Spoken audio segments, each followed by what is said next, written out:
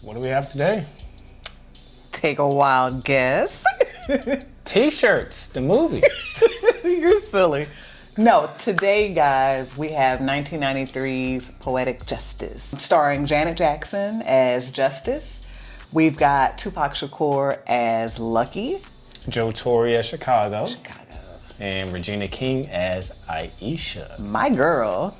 Here are 10 facts about the movie Poetic Justice. Number 1. So Poetic Justice was John Singleton's second film, and it was a follow-up to 1991's Boys in the Hood. So John stated that Boys in the Hood was created to show the dangers of how boys are affected by violence in the hood, and Poetic Justice is a response film that shows how women are affected by that same violence.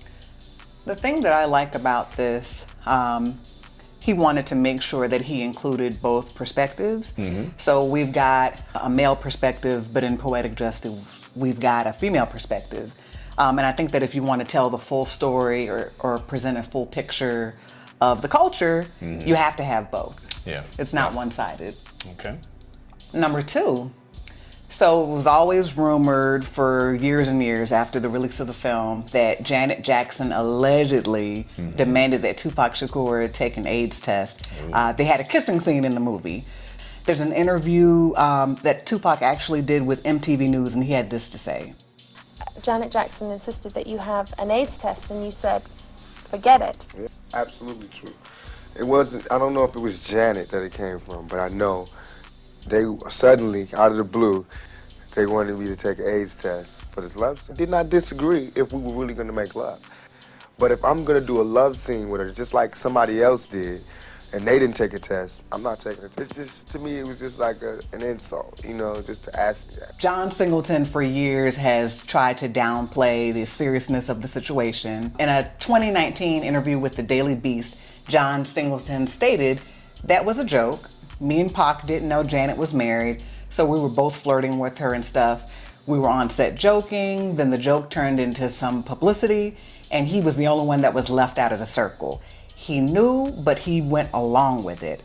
They were in on the joke. It was just salt and vinegar of us messing around on the set." So what do you think about that? Listen, you know, you have a lot of these behind the scenes things that happen. We as the viewing public aren't made privy to the real situation. Right. I know that after the wrap of the film, when this got out, it kind of painted Janet in a not so flattering light, but it's a kind of a serious thing, and it was very controversial at the time. Number 3. So earlier in the movie, you know, there's a scene where Lucky and Chicago are back at the post office, and they're throwing darts. Right. And there's a guy that they're throwing darts with. His name's EJ. That's actually Renee Elizondo. If that name sounds familiar, it's because this was the person that Janet was secretly married to from 1991 through 2003. So to find out that she, in fact, is in a whole relationship that is not public. And, you know, I also have questions because at some point after the wrap of the film, apparently her and Q-Tip dated for a little bit. Yeah, I'm not sure what Janet and Renee's arrangement was, but hey, maybe they had like an open secret marriage. I don't know, child. That's on people's business. Okay. Number 4. So this is really interesting. Apparently, Ice Cube was originally offered the role as Lucky in the film. Okay. He refused because he claimed that he was not at a point in his career where he wanted to play a romantic character in a movie. In a 2021 interview with Big Boy, Ice Cube also stated this. Yeah, I turned down the Tupac role in Poetic Justice. So when I read it, I only had one problem with it, and he didn't want to change it, and so I didn't want to do it. I didn't think me playing Tupac that I would kick my homeboy out the car. I didn't think that was cool. It's acting. It made the character kind of a sucker to me. I don't want to. You still feel the same way, like when you watch it now? Yeah, I'm glad Tupac did it. You Right. know, I think he killed it. So what do you got to say about what Ice Cube said there in the interview? Listen, I had to go back and listen to it twice.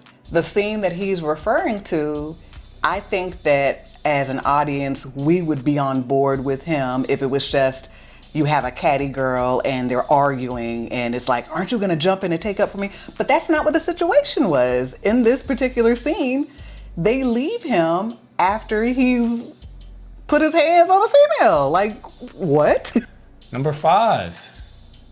So this film actually had a lot of different actresses who wanted to play the role as Justice. Okay, and I could see that. Yeah, so we had Jada Pinkett Smith, Lisa Bonet, Kim Fields, and other popular actresses who wanted to audition and play the role as Justice. However, John Singleton always knew that this role was going to be for Janet Jackson. Okay. In 2013, John Singleton told Essence, "Everybody just showed up at the office. It was a movie with a black female lead, which was rare, but I wrote it for Janet. When I first met her, I told her I wanted to do my next movie with her." Wow. And it ended up being her debut feature film. Wow. Yeah, because she'd acted before. Right. Of course, Yeah. in Good Times. Good Times, But yeah. yeah, this is her debut film. Okay. No, I think it was really, really well done. I think that she definitely was a perfect fit. I think she did an amazing job. Jada and Pac, you know, they knew each other. Jada could have did a good job. I maybe. mean, listen, that chemistry would have been undeniable too now. But Yeah. her soulmate and everything, so. Yeah. Number 6. So the poetry that Justice writes in the movie was actually written by Maya Angelou, who also made a cameo appearance as Aunt June at the family reunion. In an interview with The Hollywood Reporter, Singleton stated, "I contacted Maya when I was doing 1993's Poetic Justice with Janet Jackson and Tupac Shakur because I was having problems writing the poetry. I thought, I'm reading these poems by Maya Angelou, why not use her poems? So I met her for lunch and we bonded, and she also agreed to be in the movie." Okay. Listen, there's not much that you really have to say about Maya Angelou. Iconic status, her way with words. There were scenes that were occurring in the movie, and you have the voiceover of Justice reading, and it just fits so perfectly, as if it was written for that specific scene. John Singleton actually named his daughter Justice Maya Singleton. Okay. So to honor Maya Angelou, and also to film, really, yeah. his love for this film, you know? Number 7. So towards the end of the film, there's a scene with Chicago and Aisha. Chicago ends up hitting Aisha, of course, and she mentions the names Dookie and Monster. Yeah. Now in Boys in the Hood, Dookie and Monster are characters that used to hang around Doughboy. This lets us know that the two films may take place in the same John Singleton cinematic universe. Wow, okay. So that makes me wonder then if Baby Boy and Snowfall could have also happened in the same universe. I'd say Baby Boy, possibly. Okay. Snowfall, up until like the last episode of the series, I would have said yes. But in that last episode, they showed Franklin and they were just walking down the road and they saw John Singleton or someone like John Singleton filming Boys in the Hood. So Snowfall, That's probably right. not, but Baby Boy, more than likely. Okay, I forgot about that. Number 8. In a 2013 interview with Essence magazine, John Singleton revealed whose idea it was for Janet to wear the now iconic box braids. That was a collaboration between myself, Janet, dance choreographer Fatima Robinson, and a dancer named Josie Harris. Josie had the braids in Michael Jackson's Remember the Time video. I said, why don't we try and do Janet's hair like Josie's hair? We got the hairstyle from Harlem and we just put it in a West Coast movie. Okay, just a little remix. Just listen. A remix. I'll tell you this, there was not a young girl who, after seeing this movie, was not begging for box braids. I want to get my hair braided. I want to look like Janet. Okay, cool. And that ran, what, $150, $350? How much? Oh shoot, today that's $250, $300, depending on the length. Oh, okay, all right. Number 9. The soundtrack for the movie was released on June 29, 1993, and features songs from TLC, Usher, Stevie Wonder, Tupac, The Dog Pound, and others. The album was certified gold on August 25, 1993. Usher's song on the album was his first single, and he was only 14. And I never knew that. Yeah, and Janet Jackson's hit song, again, was not on the soundtrack, but it was always played throughout the movie, or at least the instrumental was played throughout the movie at these, soft, sincere points. Yes. Yeah. So I was wondering why they decided to do that. But when Janet released it as her own single, it was certified platinum. It spent 2 weeks at #1 and 15 weeks in the top 10. Wow. Number 10. Poetic Justice made $27.5 million in the domestic box office against a production budget of $14 million. The film received mostly negative reviews, as most critics tried to compare it to Singleton's first film, Boys in the Hood. Currently, Rotten Tomatoes gives the film a score of 34%, while the audience score is 83%. Right. In an interview in 2019 with the Daily Beast, Singleton stated, "There's nothing I could have done after Boys in the Hood that would have satisfied critics." Yeah, and I definitely believe that because, we came from Boys in the Hood being Oscar nominated. Right. And, once you have an Oscar nomination, the critics are going to compare whatever your next work is to your previous work that Right. had an Oscar nomination. So, Boys in the Hood is definitely the stronger movie, I would say. yeah. I enjoyed the movie. So, favorite scenes. Memorable scene would be when Lucky and Chicago are fighting, right? Yeah. And Lucky, Tupac's character, takes Chicago, Joe Torre's brush, and just throws it in whatever part of California they're in, Oceanside or whatever. And he looked like Tom Brady just throwing it. And rumor has it the brush is still on its way to China. I was like, that's spiteful.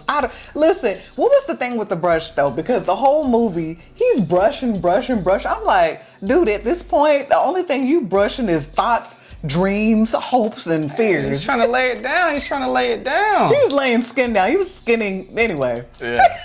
And then, the next scene after that, when they drive off, he has another brush. He's got a backup. He's got like a backpack full of brushes or something. He was prepared. He's like, no, I have a mission here. We got to carry it out. Yeah. So, any favorite scenes or memorable scenes from the movie for you? I really enjoyed the scene where they're driving and they start to smell something good and they realize that they're pulling up to a family reunion. Okay. You've got the uncle on the grill.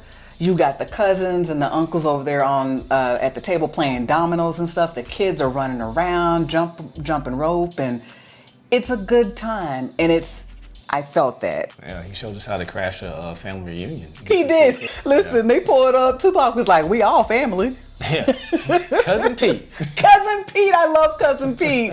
He welcomed them right in. He's like, "Yeah, I remember you when you was, sir, you don't know these people. It's okay though." Yeah. Well, that's all we have for you today. We hope you enjoyed the video. Don't forget to like and subscribe. Make sure you hit that notification bell so you're notified when we drop new content. Yeah, leave a comment down below if you have any other facts about the movie, of course. And if you guys want to look at any other facts that we may have done, that playlist is down in the description. So, thanks for watching. See you next time. Peace.